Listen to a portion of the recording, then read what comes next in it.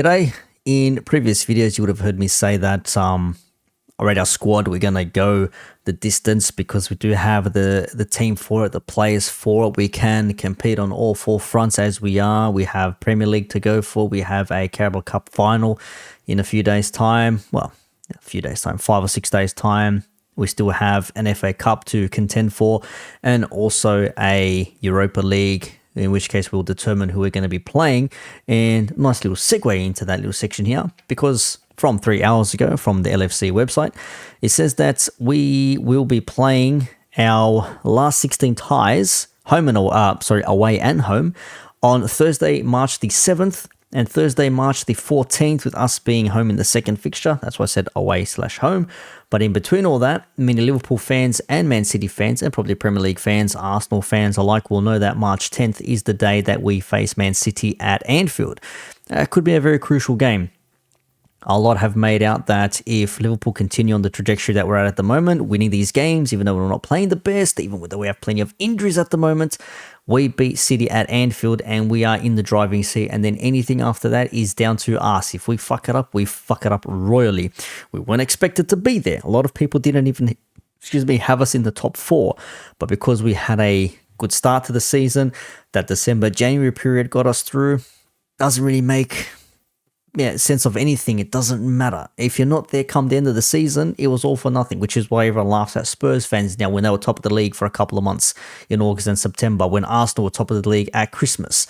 Everyone's like, yeah, Arsenal, top of the league, and now it's like, oh, now the pressure's on now. Now we're going to chase Liverpool, and we still have to play City at the Etihad and all this and that. You know what I mean? There's still lots of things to come in this league. I mentioned in the previous video, so you can check out the back catalogue, if you will.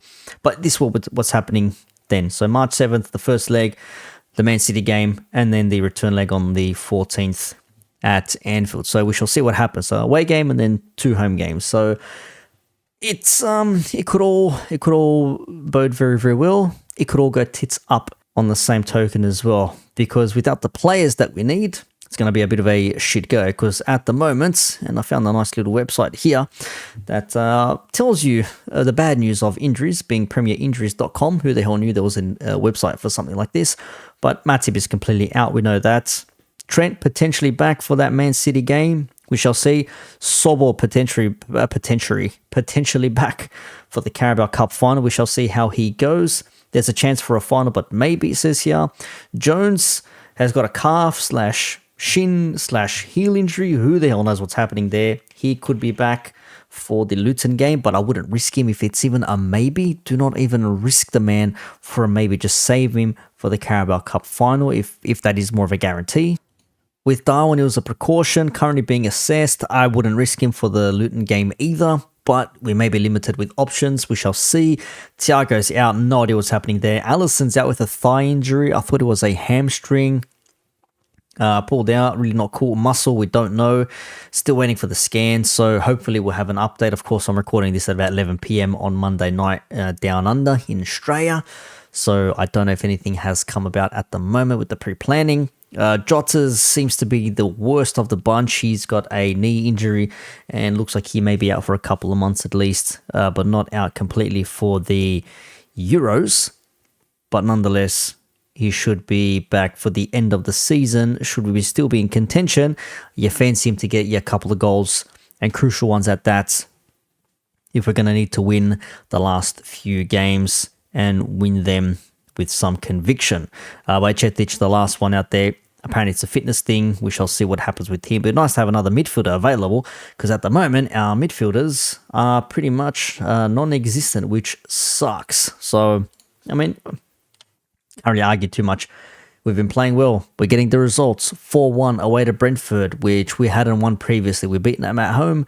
We drew against them. They beat us. I think it was last year they beat us, or the year before, whatever it was. Not good, but we got one over. And they had their star man, Tony. He got himself a goal. Gave Klopp a nice little hug at the end of the match. And we went about our business. The players had to come in off the bench. Salah had to come on for the injured Jota. Before that, Gravenberch had to come on for the injured Jones. So in this game against Luton Town coming up now, it's not really a preview video. I don't do previews, but to mention it because it's it's fitting based on what I've just told you about the injuries and shit like that. It's going to be interesting to see what happens, because if we don't have the midfielders, what are we going to do? Do we play Endo and McAllister again in this game and then have them rest up as much as they can and then play again in the Carabao Cup final on Sunday? I don't know. I don't get paid the big bucks. That's what Klopp and co get paid the big bucks for, to make these decisions. But if Szoboszlai is not going to be fit for Luton and he is going to be fit for the Carabao Cup, there's an option there, provided he's going to be match fit at least as well to be playing in such a... Okay, people want to shit on the Carabao Cup, but it's still a trophy at the end of the season. I'd rather finish outside the top 4 and have my name on a trophy than finish in the top 4 and have nothing to show for the season other than we finished in the top 4. I'll maintain that, and I'll stick by that thought process. So big game. You want your best players available for the big game. So hopefully Szoboszlai is fit for that one, but we shall see. Jones is a potential as well. If he doesn't play against Luton, I fancy him to be on the bench at least for the Chelsea game on Sunday. So the midfield, Enda and McAllister, if they play, Gravenberch and Elliott perhaps interchanging, any one of those 3 players. Who the hell knows? The forward line is interesting as well. If Darwin was taken off as a precaution, he should be okay to start against Luton. But again, do you want to risk him against Luton? Do you want to maybe give him a half or put him on in the second half, take off Salah or rotate some players? Who the hell knows? But if he was taken off as a precaution, don't risk him. Keep him off for that Chelsea game. Because even though Chelsea might have played their asses off against City, some people say they got outplayed. I don't care. They got a draw, which benefited us. It didn't really do anything for Chelsea, but give them some pride and basically said to City, go fuck yourselves. We stopped you. You couldn't do shit bar a deflected goal. Well, it wasn't really a deflected goal. It was still on target, but you get what I'm trying to say. Chelsea should have won that game, ultimately. Well, then again, City could have won it with all the chances Haaland missed, and he became prime Darwin in the worst sense for having the most, highest XG or most chances missed in a game, most, expected goals missed or something. So 21 and 21 for the season. It is for old Darwin and Haaland. So that's the forward line. We'll see what happens. But Diaz, Gakpo can play. I don't think Elliott suits that front line. Diaz, of course, he's there as well. We'll see what happens there. The main one for me is the goalie situation. If Alisson is out with this thigh injury or this hamstring injury, whatever it is, and we don't know when he's coming back, I fucking better hope we see him back for that Man City game. If it doesn't play the Europa League games, I do not care. But have him back for that City game. March 10th is when we need this man back, because when this man is back, everything seems a little bit more at ease. Yes, he has a brain fart like we saw against Arsenal. It happens. Van Dijk and Alisson both have brain farts every now and again. I hope I don't see it for the rest of the season, and definitely do not want to see it against a team like Man City at Anfield, when we need to win if we are going to be serious about this title charge and keep our position at the top. At least for the run-in, because in the last 5 games, shit, anything can happen. Just ask Arsenal, right? Or Tottenham for that matter, because they were in the running as well. And then they drew to Chelsea, and then Leicester won the league in 16-17, I think it was. Wow, what a year that was for football in England. But Kelleher, I'm okay with that short term. Adrian off the bench as your sub keeper, but Alisson is what separates us from the rest. So really looking keenly at Alisson's return. The backline has been a mix for pretty much half the season. With Matip out, we've had Kanate in that centre-back pairing with Van Dijk. We've seen Kwanzaa come in as well. I think Gomez played once or twice there. Left-back, you've seen Tsimikas when he was fit, and then Tsimikas is back from injury now. Robertson's back. He's playing a left-back as well. Trent is still to come back. We'll see what happens with him, if he's going to be back for the Carabao or for the Man City game. Maybe even the Europa League. Who the hell knows? Hopefully his knee is not as bad as people make it out to be, but probably going to be after the Carabao. But, if there's a chance, let's just have a look.